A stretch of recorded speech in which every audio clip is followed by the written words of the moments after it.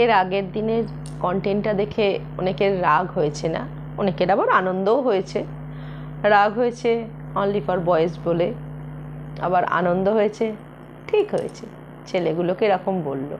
তাই আজকে আমি বয়েজ বা গার্লস আলাদা করে বলবো না, বলবো অল ফর স্টুডেন্টস।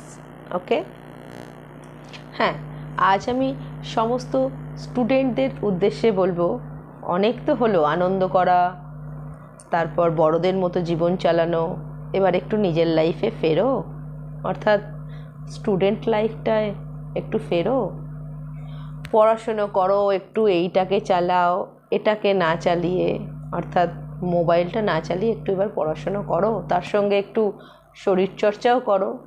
হ্যাঁ, শরীরচর্চা মানে কিন্তু আমি জিমে যেতে বলছি না, একটু ভোরবেলা ওঠো, একটু যোগাসন করো, মেডিটেশান করো। তোমরা তো দেশের ভবিষ্যৎ, তোমরা যদি ঘুণ ধরা বাঁশের মতো হয়ে পড়ো তাহলে দেশ চলবে কি করে? দেশও তো খোঁড়া হয়ে যাবে, তাই না? তাই দেশকে এগিয়ে নিয়ে যেতে গেলে তোমাদেরকে স্ট্রং হতে হবে, তোমাদেরকে নিজের মতো করে তৈরি হতে হবে।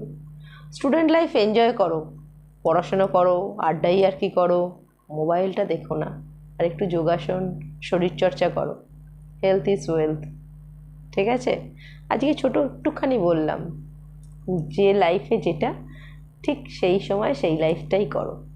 বড়দের মতো তো হবেই, কদিন পরই তো হবে, তাই এখন তোমার লাইফটা এনজয় করো। পুজো অনুষ্ঠানের এখন অনেক দেরি, তাই না? টাটা।